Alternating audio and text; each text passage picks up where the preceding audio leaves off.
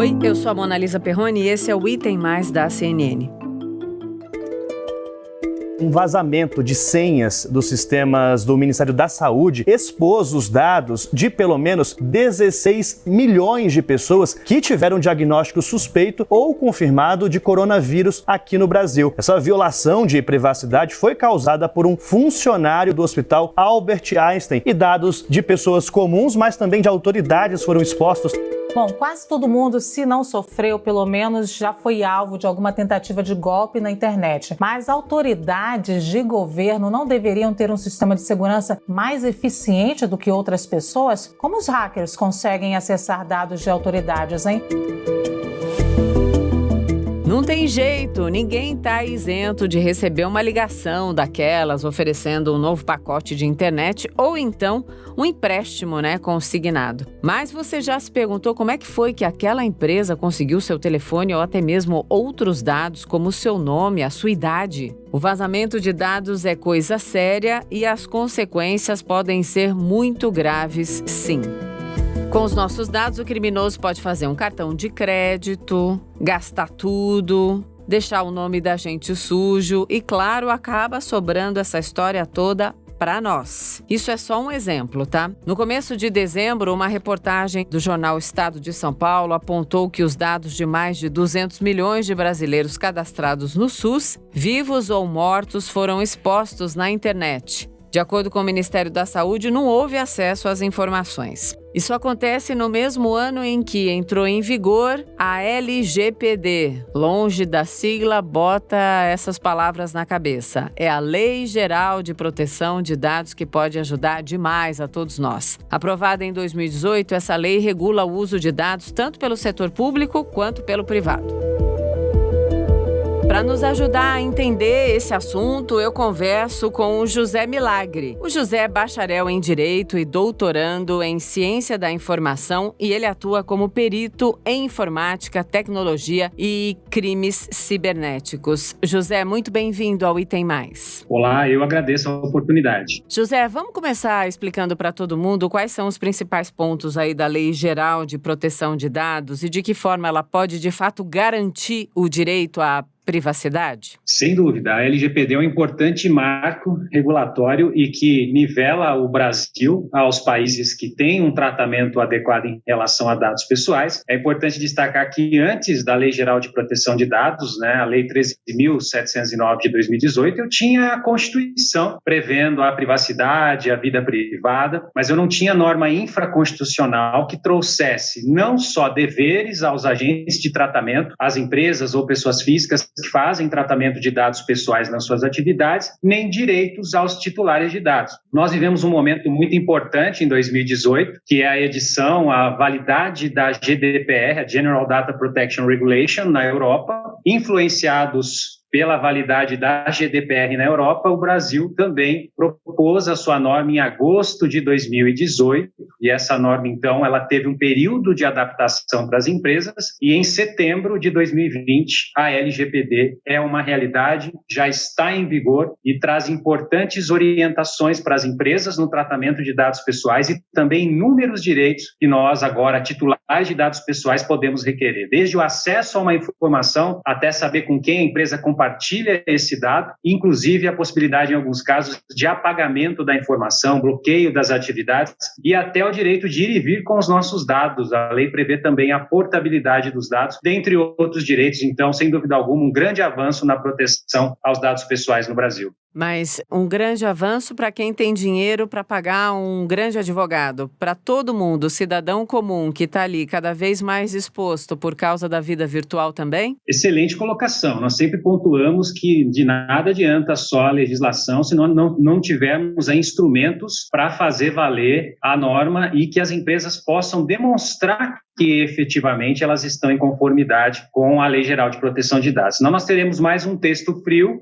que exige uma série de obrigações por conta das empresas e as empresas se autodeclarando em conformidade, quando na verdade continuam coletando dados excessivos, continuam utilizando dados para outras atividades, continuam comercializando dados razão pela qual a lei estabeleceu também a Autoridade Nacional de Proteção de Dados, que foi constituída, está em fase de constituição, mas sem dúvida, Mona Lisa, nós teremos um desafio muito forte dessa autoridade, que nasce a princípio para ser menos punitiva e orientativa, mas nós sabemos que ainda hoje, enquanto nós estamos aqui fazendo podcast, grande parte das empresas continua ignorando a Lei Geral de Proteção de Dados, de maneira que a gente não vê outra forma para que essas empresas se adaptem, a menos que nós tenhamos uma entidade que fiscalize, eduque e também, quando necessário, aplique punições exemplares, a exemplo do que vem acontecendo na Europa. A gente tem, olhando especialmente para a grande população brasileira, uma população que quer cada vez mais acesso a qualquer tipo de conexão, Nós temos mais celulares no Brasil, mais aparelhos, celulares do que habitantes. Grande parte desses aparelhos cada vez mais conectados à internet. Muita gente, sim, vivendo cada vez mais essa vida virtual. E uma vulnerabilidade muito maior, Eu me refiro a todos os sistemas que a gente tem que entrar, desde o bancário até aquelas relações pessoais que a gente tem, que também estão na vida virtual. Nossos dados estão em todos esses momentos, em todas essas facetas. É preciso ficar com o pé atrás? Uma pessoa normal, comum, como eu, como qualquer um que nos escuta, tem que ler mesmo aqueles contratinhos, aquelas propostinhas que chegam quando a gente acessa qualquer coisa, termos de não sei o quê, leia e concorde, ou é apenas um atalho para uma armadilha que chegará mais cedo ou mais tarde? Excelente colocação. Nós estamos vivendo hoje um momento em que nós dependemos de tecnologia e a todo momento nós estamos deixando pedaços de informação, de dados pessoais. Quer de forma consciente, ou seja, momento em que nós fornecemos uma informação, um dado pessoal para um contrato, para uma prestação de serviço, para assistir uma aula, quer de forma insciente ou inconsciente. Os navegadores hoje coletam dados automatizados sobre nós, número IP, geolocalização. As aplicações também armazenam essas informações que, correlacionadas, podem revelar nossas atividades, nossos hábitos de consumo, nossas preferências. Nós costumamos dizer, o que o Google poderia dizer, se ele falasse, O Google sabe mais de nós hoje do que os parentes, as pessoas mais próximas. Só que nós não entendemos que essas informações, se condensadas e tratadas, elas podem ser hoje utilizadas para tomar decisões que vão nos comprometer, que vão nos prejudicar. No mínimo, hoje, essas informações e dados pessoais hoje podem ser utilizados para a criação de cadastros, para a compra de produtos que não solicitamos, para a extorsão, para a criação de perfis falsos, para a criação de assinaturas. Diariamente nós convivemos com pessoas aqui que tiveram o uso indevido dos seus dados pessoais, que estavam públicos ou que foram negligenciados por empresas que deveriam tomar o cuidado, ter a cautela com a segurança da informação, ou seja, a integridade, a disponibilidade e a confidencialidade dessa informação. A LGPD ela tenta organizar esse contexto, demonstrando a responsabilidade das empresas como agentes de tratamento em relação a esses dados pessoais. A LGPD exige agora que esses documentos sejam transparentes, que eles especifiquem a finalidade, que eles especifiquem a limitação da conservação, por quanto tempo eu vou manter esse dado, e principalmente que eles sejam claros no sentido de que quando exigir o consentimento, não basta colocar uma cláusula lá e se você não concordou, ou se você passou direto, você especificamente concordou. Sempre que você precisar do consentimento do titular, esse consentimento ele tem que ser expresso, esse consentimento ele tem que ser específico. Para alguns dados ele tem que ser destacado. Ou seja, o nível de participação nossa agora nas decisões em relação aos nossos dados é maior. O que se espera, Mona Lisa, é que sites, portais, aplicativos comecem a dar essa opção, ou seja, mostrando o que eles vão fazer com os nossos dados, por que eles coletam, com quem compartilham, por quanto tempo guardam e dando-nos a opção de simplesmente nos opor ou não concordar com esse tipo de tratamento, bem diferente do que é hoje, Ou seja, esse calhamaço de documentos, políticas e termos que não são lidas e, infelizmente, isso acaba legitimando muitos tratamentos irregulares que nós vemos hoje. Agora vamos falar aí dos fatos recentes. Por exemplo, o vazamento aí de dados, a reportagem do Estadão que apontou que os dados de mais de 200 milhões de brasileiros ali cadastrados no SUS foram expostos na internet. E quero pedir a sua análise sobre esse fato absolutamente surreal e depois também sobre os últimos acontecimentos, aquele ataque hacker nos sistemas, em 2 sistemas, tanto do TSE quanto do Superior Tribunal de Justiça. Qual você quer quer começar comentando? Vamos pelo SUS? Vamos pelo SUS, perfeito. Nós tivemos também essa informação e é importante destacar aqui para os ouvintes que durante um bom tempo nós tínhamos aí um foco à iniciativa privada e esse ano nós tivemos aí reportes sucessivos de ataques a setores públicos. Nós não podemos aqui dizer se a motivação é financeira, é política, é de exposição de dados, mas nós tivemos aí em um lapso muito curto de tempo ataques ao Superior Tribunal de Justiça, ataques ao e-título, ao Tribunal Superior Eleitoral, vazamento de dados envolvendo também a estrutura do Tribunal Superior Eleitoral e agora recentemente o vazamento de dados de usuários de SUS que foram vazados na internet. Então a questão que nós colocamos não é que os sistemas públicos eram seguros. Ao que parece, os sistemas públicos eles só não eram foco dos atacantes. E agora, cada vez mais, vem sendo foco desse tipo de ataque de invasão. Uhum. O ataque do SUS é interessante porque a gente verifica que o criminoso digital, ele informa que ele notificou o SUS e não teve nenhum retorno, a partir do momento em que decidiu procurar um veículo de imprensa para notificar. E essa é uma questão que nós tratamos na adequação das empresas. As empresas de órgãos públicos precisam ter um processo claro para receber reportes de vulnerabilidade da informação, para que eles possam tomar as medidas adequadas. Eu preciso ter um time de resposta a incidentes, eu preciso ter um time aberto, um canal para que pessoas possam denunciar potenciais vulnerabilidades que foram enfrentadas ou identificadas, impedindo que, por exemplo, o atacante comunicasse isso para a mídia, tendo em vista que não achou esse canal. A LGPD ela traz procedimentos claros, a LGPD deixa muito claro que o controlador de dados, sempre que constatar uma vulnerabilidade de segurança que envolva alto risco aos titulares,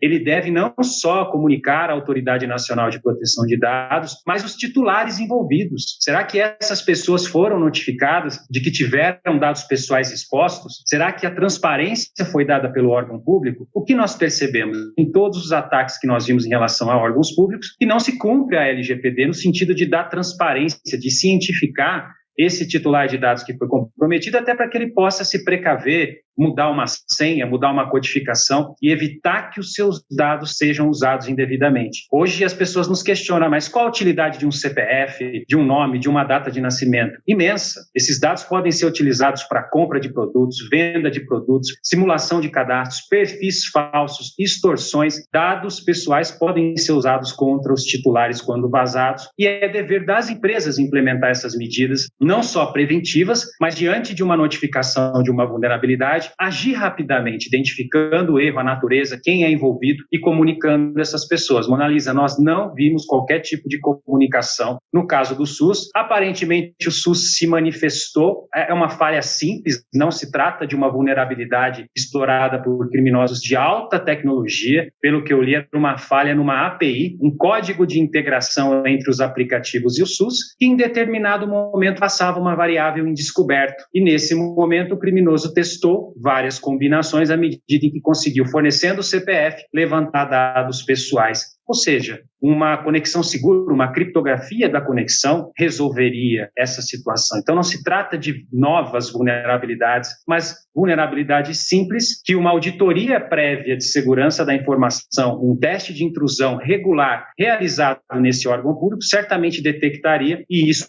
seria corrigido sem danos aos titulares. Então me parece sim que alguns órgãos públicos ainda não se atentaram para o cenário da Lei Geral de Proteção de Dados e que ainda não fizeram o dever de casa no que diz respeito à segurança da informação. Infelizmente, o que nós temos visto é um aumento de ataques a sites de órgãos públicos onde existe dado pessoal, e vou além, muitos dados pessoais aí considerados dados pessoais sensíveis, né? Esses dados deveriam ter mais proteção, medidas técnicas e organizativas, criptografia da base de dados, testes de intrusão recorrentes, controles de acesso, logs das atividades para que eu possa investigar diante de um acesso indevido quem foi que acessou essa informação. São medidas básicas e que não estão sendo aplicados. Se fossem aplicados, certamente evitariam esse tipo de exposição que prejudica não só a empresa ou órgão público, mas os milhões de titulares de dados e pessoas que foram comprometidas e tiveram seus dados expostos, e nós não podemos garantir que esses dados hoje não estão sendo objeto de uso ou de comercialização. Sim, e esse ano foi especialmente surreal, né? Dados de todo mundo vazaram, até o exame para Covid do presidente Bolsonaro e da primeira-dama, só para citar um caso, enfim, os casos estão aí para levantar o alerta e, claro, a gente fazer essa discussão que teremos que fazer de novo num futuro breve. Muito obrigada, José, pela sua participação. Até uma próxima. Eu que agradeço, fico sempre à disposição. Um abraço. Bom, se ainda não está claro para você, ouvinte, como o vazamento dos seus dados na internet afeta a sua vida, a nossa próxima entrevistada pode ajudar a gente a entender tudo isso melhor. Gisele Truzzi é advogada especialista em direito digital. Ela se especializou em direito da tecnologia digital na Fundação Getúlio Vargas. Gisele, muito bem-vinda ao Item Mais. Olá, Mona Lisa, muito obrigada pelo convite, é uma honra participar aqui do programa com vocês e esclarecer um pouquinho sobre privacidade e proteção de dados. Então, bora lá, explica pra gente como é que a gente pode de verdade proteger os nossos dados uma vez colocados os dados ali em qualquer cadastro desses, especialmente os virtuais, os digitais. Sim, proteger dados pessoais não é nada fácil, né? Uma vez que basta a gente estar na internet, a gente já tem ali nossos dados pessoais, geolocalização do celular, os cliques que você dá no seu navegador, em sites de e-commerce, isso tudo já vai sendo sincronizado com as informações na internet e não é nada fácil a gente se livrar disso. Na realidade, acho que uma vez que a gente está conectado na internet, não tem como a gente ter uma privacidade 100%. Então, por isso que é muito importante a gente ficar atento a algumas dicas básicas, né? Então, o que eu sempre recomendo, em linhas gerais, é nunca sair preenchendo completamente qualquer formulário que te solicitem por aí. Jamais faça isso. Se você for até preencher algum formulário para uma compra online, a realização de um exame, seja lá o que for, prestar atenção qual é a finalidade da informação que estão te solicitando. Para que estão te pedindo esse dado, né? Um exemplo, se você vai fazer uma compra online, é normal te solicitarem o CPF para emissão de nota fiscal, ok? Mas não há necessidade de solicitarem o nome da sua mãe, o seu tipo sanguíneo numa compra online, né? A gente precisa ter essa antena parabólica ligada o tempo todo para não ficarmos fornecendo informações a mais do que o site, do que aquela instituição precisa. Então, o primeiro ponto é isso, né? Estar atento a somente fornecer as informações que são necessárias para aquilo que a gente está acessando na internet. Um segundo ponto seria estar sempre atento àquelas mensagens não solicitadas que a gente vive recebendo, seja por inbox nas redes sociais, por SMS, por WhatsApp, e-mails, né? E pedem para você clicar num link ou digitar um código, fazer um download de arquivo ou te pedem mais informações pessoais. Não atendam a essas solicitações. Fiquem atentos a isso e desconsiderem essas mensagens, tá? É importante a gente também lembrar de criar senhas fortes para todos os nossos dispositivos, para todas as nossas contas online, sejam redes sociais, e-mails, o celular, o tablet, o notebook, tudo a gente tem que colocar senha. O que é senha forte? Uma senha forte seria uma senha com pelo menos 8 caracteres, que envolve letras e números, letras maiúsculas, minúsculas, números e caracteres especiais. E que não sejam a data de nascimento do seu filho, a sua data de casamento, o nome do seu cachorro. Informações óbvias que às vezes as pessoas conseguem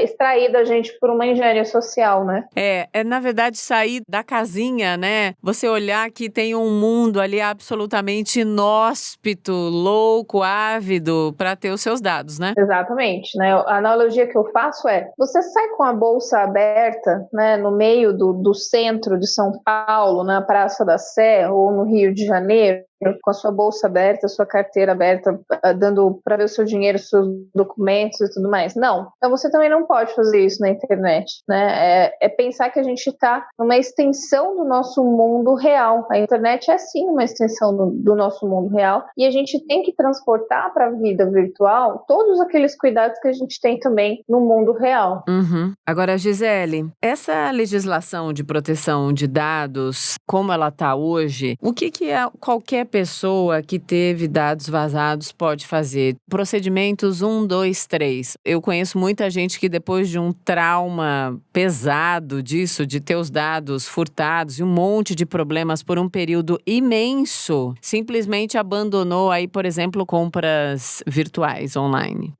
Eu entendo isso. Tenho clientes que passaram por esse tipo de situação e, de fato, isso gera um trauma tão grande na pessoa que ela resolve ter uma vida totalmente offline e jamais encostar ali no computador, a não ser para trabalhar. Isso é comum mesmo, né? É muito mais comum do que a gente imagina, né? Então, assim, os primeiros passos, se você constatar que teve dados vazados, né? Você fez uma compra online e aí aconteceu algum problema com essa loja virtual, ela foi atacada ou, enfim, aconteceu algum incidente e os dados desses consumidores todos ali foram expostos e você estava no meio. E você ficou sabendo disso porque a loja online encaminhou um comunicado para você, porque ela é obrigada a fazer isso por conta da Lei Geral de Proteção de Dados, né? E aí, o que eu faço agora, né? Entra em desespero? Não, calma. Num primeiro momento, se a instituição já tomou essa iniciativa de avisar, né, as pessoas que estavam vinculadas a ela que houve um vazamento de dados, ótimo, né? Então, isso significa que eles já estão tomando algumas providências. Caso você não tenha ficado sabendo dessa ocorrência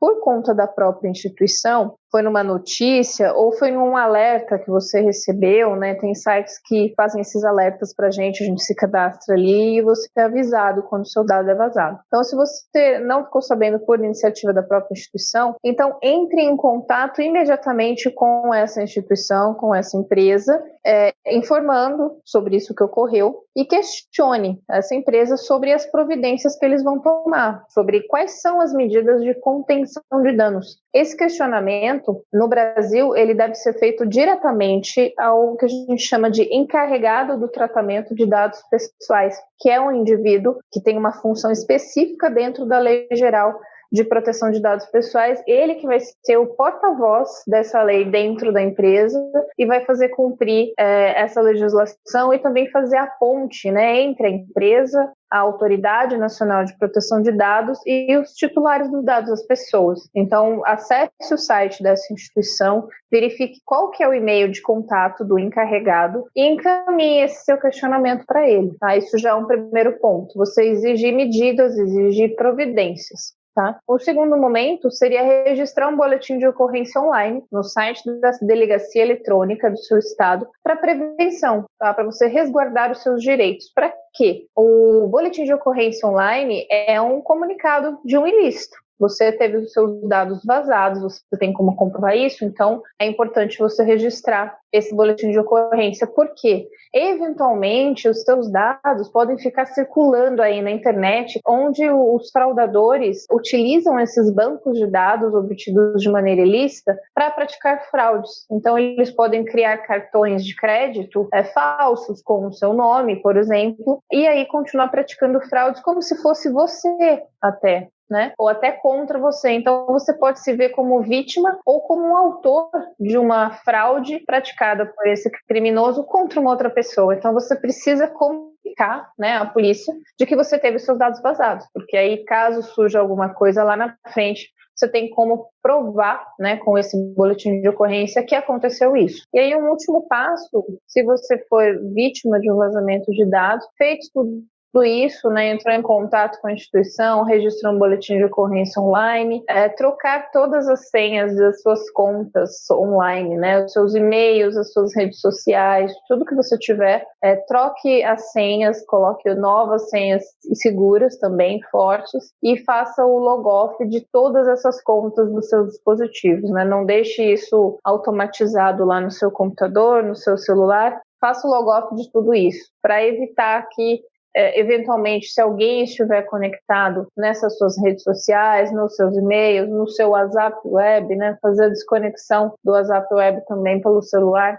que é uma ponta de muitas fraudes que vem ocorrendo por aí no nosso país, principalmente contra idosos, né? A pessoa se conecta no WhatsApp e ela fecha o navegador e ela acredita que ela fechou o WhatsApp, né? Mas o WhatsApp está conectado no celular dela. Enquanto ela não sair desse WhatsApp web também no celular, se alguém invadiu o computador, se alguém clonou o WhatsApp dela, essa conexão ela ainda está persistindo, né? Então, ter esse cuidado de que a gente também precisa se precaver dessas ações. Na internet também tem muita gente que está ali à espreita de conseguir dados pessoais válidos para praticar uma série de fraudes, ainda mais com a questão da pandemia, né? Todo mundo foi para o online, os criminosos também foram para o online. É muito mais fácil obter dados pessoais e praticar furtos pela internet do que ali na porta de um banco, né? Então é ter essa consciência de que a gente está numa extensão do nosso mundo real e que a gente precisa sim ter todo o cuidado que a gente tem ao andar numa rua, a gente também tem que ter ali na internet. Metáfora perfeita essa que você usou pra gente, ficou gravado na minha cabeça.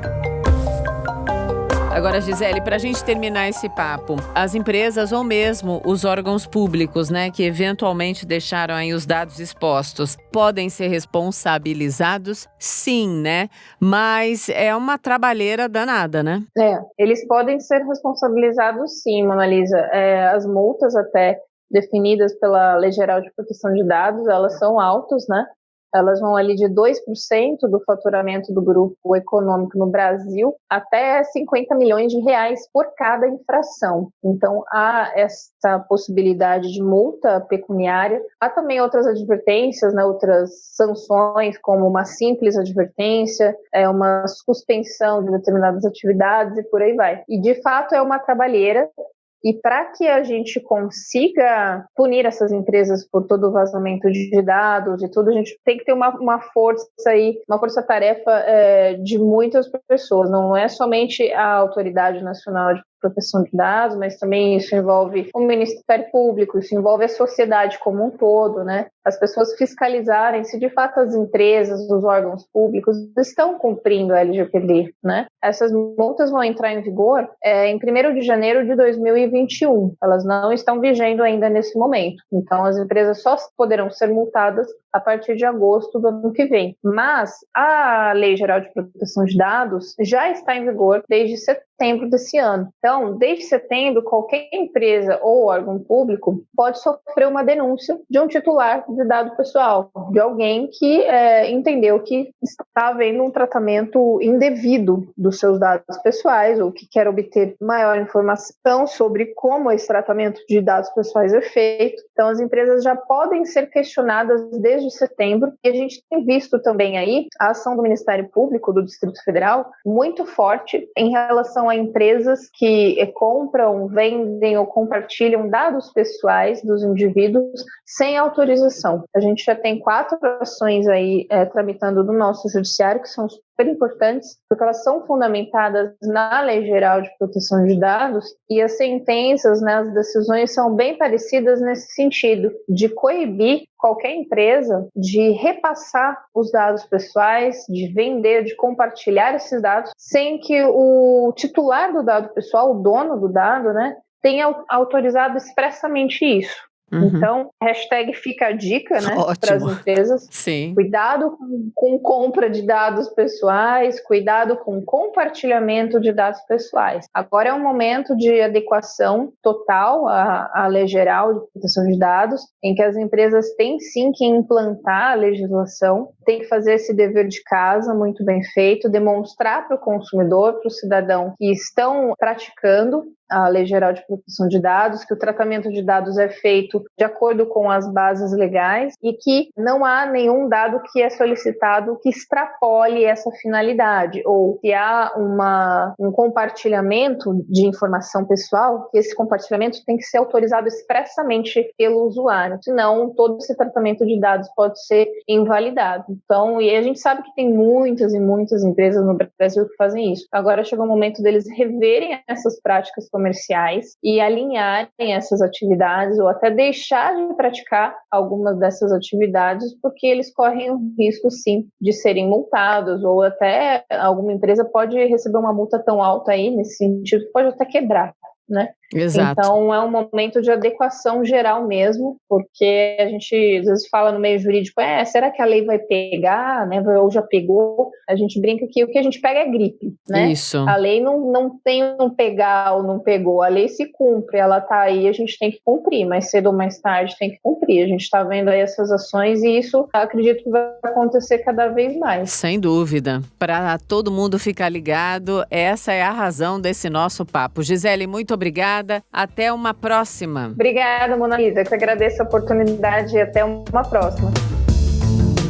Ficar atento aos dados que a gente coloca aí nos cadastros é hiper importante. Reiterar o que a doutora Gisele falou, não sai preenchendo qualquer dado, chega de preencher dado e acreditar em super ofertas. Não existe milagre, tá? Milagre é só o sobrenome de um dos nossos especialistas desse episódio. Amanhã tem mais dica, mais papo legal, então a gente se ouve, sim, em breve.